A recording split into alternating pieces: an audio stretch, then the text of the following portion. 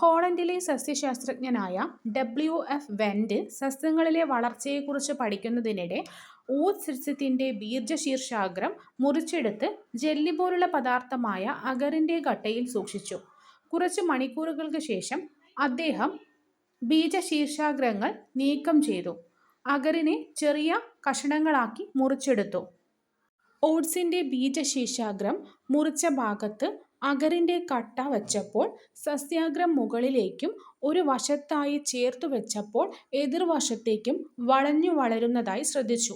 ബീജശീർഷാഗ്രത്തിൽ നിന്നും അഗറിലേക്കെത്തിയ രാസവസ്തുവാണ് സസ്യാഗ്രത്തിന്റെ വളർച്ചയ്ക്കിടയാക്കുന്നതെന്ന് പിന്നീട് കണ്ടെത്തുകയും ഇതിന് ഓക്സിൻ എന്ന് പേരിടുകയും ചെയ്തു. സസ്യങ്ങളുടെ വളർച്ചയെ സ്വാധീനിക്കുന്ന ഇത്തരം നിരവധി രാസവസ്തുക്കളെ പിൽക്കാല ശാസ്ത്രജ്ഞർ കണ്ടെത്തി. വിവിധ തരത്തിലുള്ള ഹോർമോണുകൾ സസ്യങ്ങളിലും ജന്തുക്കളിലും കാണപ്പെടുന്നു. എല്ലാ ഹോർമോണുകളും എല്ലാ കോശങ്ങളിലും പ്രവർത്തിക്കുന്നില്ല. ഒരു ഹോർമോൺ പ്രവർത്തിക്കുന്ന കോശത്തെ അതിന്റെ ലക്ഷ്യകോശം എന്നാണ് വിളിക്കുന്നത്. ഏതൊരു ഹോർമോണിന്റെയും ലക്ഷ്യകോശത്തിൽ അതിന് അനുയോജ്യമായ റിസപ്റ്ററുകൾ ഉണ്ടായിരിക്കും. ഇവ കോശസ്തരത്തിലും കോശത്തിനുള്ളിലും കാണപ്പെടുന്നു. ഹോർമോണുകളും റിസപ്റ്ററുകളും ചേർന്ന് ഹോർമോൺ റിസപ്റ്റർ കോംപ്ലക്സ് ഉണ്ടാകുന്നു. ഈ സംയുക്തമാണ് കോശത്തിനുള്ളിലെ പ്രവർത്തനങ്ങളെ നിയന്ത്രിക്കുന്നത്. ഹോർമോൺ റിസപ്റ്റർ കോംപ്ലക്സ് ആണ്. ജന്തുക്കളിൽ അന്തഃസ്രാവി ഗ്രന്ഥികൾ ഉൽപ്പാദിപ്പിക്കുന്ന ഹോർമോണുകൾ രക്തത്തിലൂടെ ലക്ഷ്യകോശത്തിലേക്ക് എത്തുന്നു. സസ്യ ഹോർമോണുകൾ വേര്, കാണ്ഡം എന്നിവയുടെ അഗ്രഭാഗങ്ങളിലോ വിത്തുകളിലോ തളിരിലകളിലോ ആണ് ഉൽപ്പാദിപ്പിക്കപ്പെടുന്നത്. അവ കോശങ്ങളിൽ നിന്ന് കോശങ്ങളിലേക്കും സൈലത്തിലൂടെയോ ഫ്ലോയത്തിലൂടെയോ സംവഹനം ചെയ്യപ്പെട്ടും ലക്ഷ്യകോശങ്ങളിൽ എത്തുന്നു.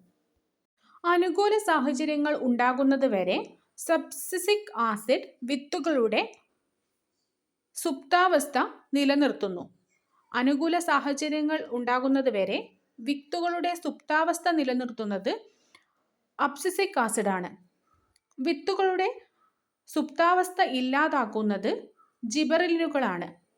മുളയ്ക്കുന്ന വിത്തുകളിൽ കോശവിഭജനത്തെയും വൈവിധ്യവൽക്കരണത്തെയും ഉത്തേജിപ്പിക്കുന്നത് സൈറ്റോകിനിനുകളാണ്.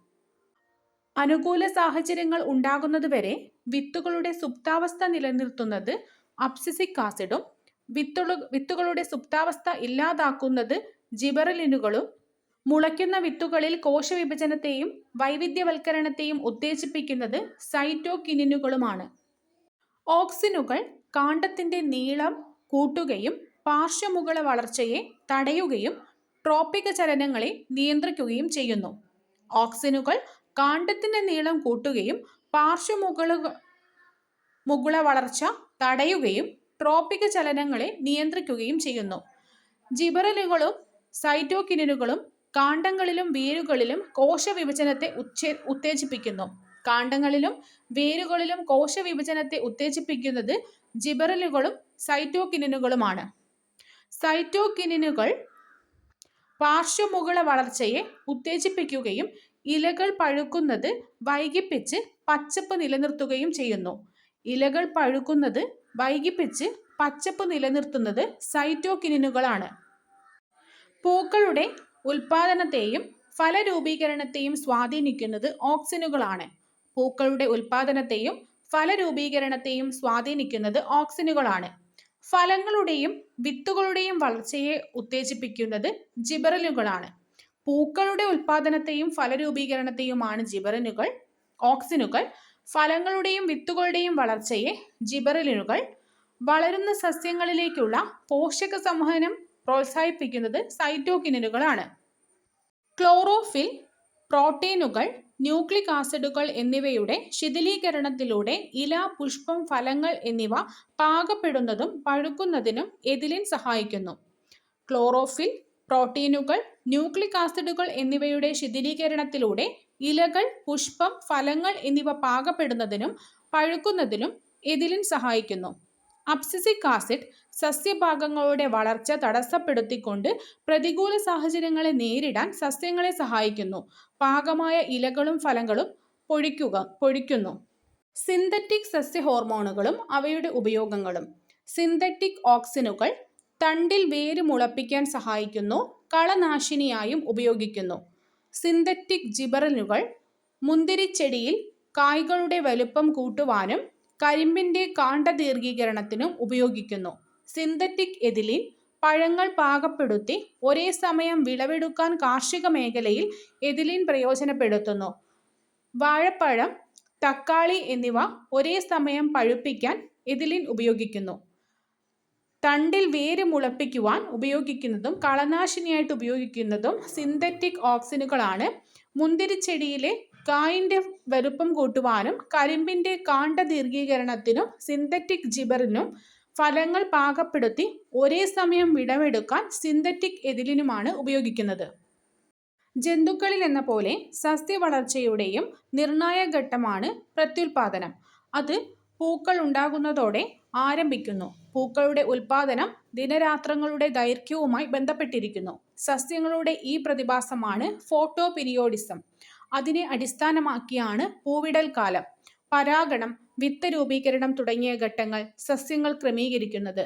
ഫോട്ടോപിരീഡിസത്തിലെ പ്രകാശഗ്രാഹി വർണ്ണകമായ ഫൈറ്റോക്രോം മുഖ്യ പങ്ക് വഹിക്കുന്നു. കാണ്ഡത്തിൻ്റെ അഗ്രത്തുള്ള പൂർണ്ണമായും വിരിഞ്ഞ ഇലകളിലാണ് ഫൈറ്റോക്രോം ഉൽപ്പാദിപ്പിക്കപ്പെടുന്നത്. ഈ ഇലകൾ ഫൈറ്റോക്രോമിൻ്റെ സഹായത്താൽ ദിനരാത്രങ്ങളുടെ ദൈർഘ്യം തിരിച്ചറിയുകയും പൂവിടുവാനുള്ള ഉദ്ദീപനം കാണ്ഡത്തിലെ അഗ്രമെരിസ്റ്റത്തിലേക്ക് എത്തിക്കുകയും ചെയ്യുന്നു. ഇതിനനുസരിച്ച് പൂക്കളുടെ ഉൽപാദനത്തെ നിയന്ത്രിക്കുന്ന ജീനുകൾ ഉദ്ദീപിപ്പിക്കപ്പെടുന്നു. മെറ്റബോളിസം, ശരീരവളർച്ച, വികാസം എന്നിവയെ നിയന്ത്രിക്കുന്നതിൽ പ്രധാന പങ്ക് വഹിക്കുന്ന ഗ്രന്ഥിയാണ് തൈറോയ്ഡ് ഗ്രന്ഥി. തൈറോയ്ഡ് ഗ്രന്ഥിയിൽ രണ്ട് തരം കോശങ്ങളുണ്ട്: ഫോളിക്കുലാർ കോശങ്ങളും പാരാഫോളിക്കുലാർ കോശങ്ങളും.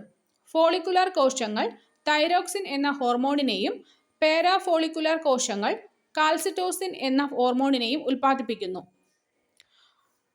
ഫോളിക്കുലാർ കോശങ്ങൾ ഉൽപ്പാദിപ്പിക്കുന്നത് തൈറോക്സിൻ എന്ന ഹോർമോണിനെയും പാരാഫോളിക്കുലാർ കോശങ്ങൾ ഉൽപ്പാദിപ്പിക്കുന്നത് കാൽസിറ്റോണിൻ എന്ന ഹോർമോണിനെയുമാണ്. തൈറോക്സിൻ്റെ ധർമ്മങ്ങൾ മെറ്റബോളിസത്തിനെയും ശരീര ഊഷ്മാവിനെയും നിയന്ത്രിക്കുന്നു. നവജാത ശിശുക്കളുടെയും കുട്ടികളുടെയും മസ്തിഷ്കത്തെ വികസിപ്പിക്കുന്നു. ഹൃദയം, ത്വക്ക്, പ്രത്യുൽപാദന വ്യവസ്ഥ തുടങ്ങിയവയുടെ ആരോഗ്യം നിലനിർത്തുന്നു. കാൽസിറ്റോക്സിൻ രക്തത്തിൻ്റെ കാൽസ്യത്തിൻ്റെ അളവ് കുറയ്ക്കുന്നു.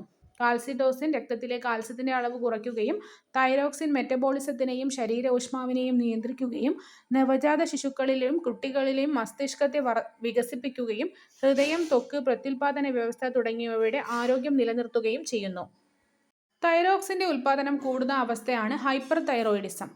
മെറ്റബോളിസത്തിൻ്റെ നിരക്ക് കൂടുന്നു, ഭാരക്കുറവ്, ഹൃദയമിടിപ്പ് കൂടുന്നു, അമിതമായ വിയർപ്പ്, ഉത്കണ്ഠ.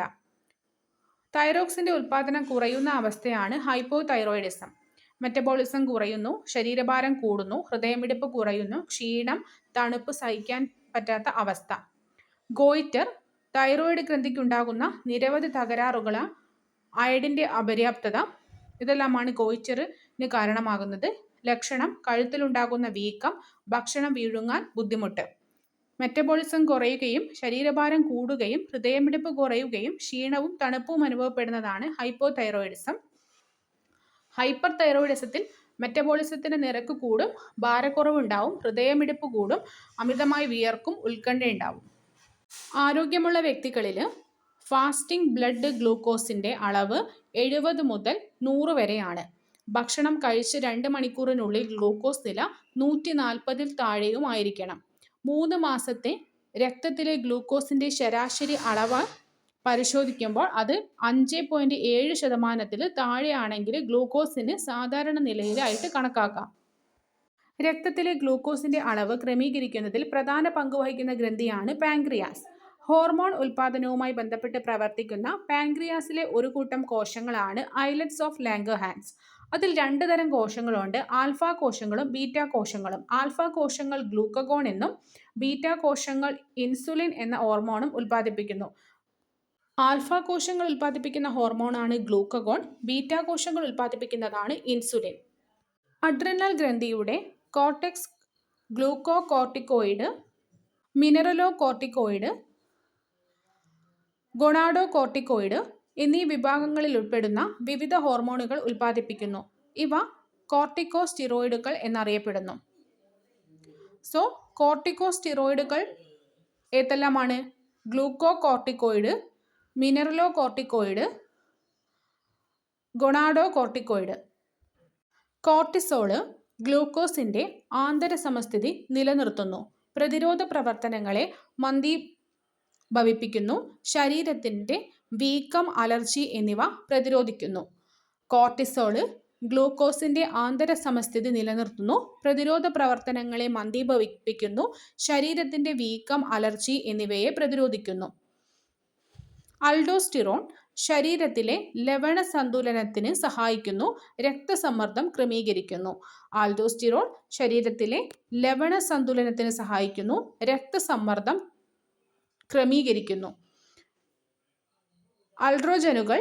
ആൻഡ്രോജനുകൾ ലൈംഗിക വളർച്ചയെയും ലൈംഗിക സ്വഭാവങ്ങളെയും നിയന്ത്രിക്കുന്നു. മസ്തിഷ്കത്തിൽ തലാമസിന് സമീപം സ്ഥിതി ചെയ്യുന്ന പീനിയൽ ഗ്രന്ഥി മെലാറ്റോണിൻ എന്ന ഹോർമോൺ ഉൽപ്പാദിപ്പിക്കുന്നു. പീനിയൽ ഗ്രന്ഥിയാണ് മെലാറ്റോണിൻ ഉൽപ്പാദിപ്പിക്കുന്നത്. ഇത് തലാമസിന് സമീപമാണ് സ്ഥിതി ചെയ്യുന്നത്. ഈ ഹോർമോണിന്റെ, അതായത് മെലാറ്റോണിന്റെ ഉൽപ്പാദനത്തിനുണ്ടാകുന്ന ഏറ്റക്കുറച്ചിലുകളാണ് ദൈനംദിന ഉറക്കത്തെയും ഉണരലിനെയും സ്വാധീനിക്കുന്നത്. ദിവസത്തിലെ 24 മണിക്കൂർ നീളുന്ന കൃത്യമായ ഇടവേളകളിലെ പ്രവർത്തനങ്ങൾ നിയന്ത്രിക്കുന്നതിൽ മെലാറ്റോണിൻ മുഖ്യ പങ്ക് വഹിക്കുന്നു. അതിനാൽ പീനിയൽ ഗ്രന്ഥി ജൈവഘടികാരം എന്നറിയപ്പെടുന്നു. പീനിയൽ ഗ്രന്ഥി ജൈവഘടികാരം എന്നാണ് അറിയപ്പെടുന്നത്. മാറലിന് പിന്നിലായി സ്ഥിതി ചെയ്യുന്ന തൈമസ് ഗ്രന്ഥി ശരീരത്തിലെ പ്രതിരോധ സംവിധാനത്തിൽ പ്രധാന പങ്ക് വഹിക്കുന്നു. പ്രതിരോധ സംവിധാനത്തിൽ പ്രധാന പങ്ക് വഹിക്കുന്ന തൈമസ് ഗ്രന്ഥിയാണ്. ഇത് മാറലിന് പിന്നിലായിട്ടാണ് ഉള്ളത്. ഈ ഗ്രന്ഥി ഉൽപ്പാദിപ്പിക്കുന്ന തൈമോസിൻ എന്ന ഹോർമോണ് ടി ലിംഫോസൈറ്റുകളുടെ പാകപ്പെടലിന് സഹായിക്കുന്നു. തൈമോസിൻ എന്ന ഹോർമോണ് ടി ലിംഫോസൈറ്റുകളുടെ പാകപ്പെടലിന് സഹായിക്കുന്നു.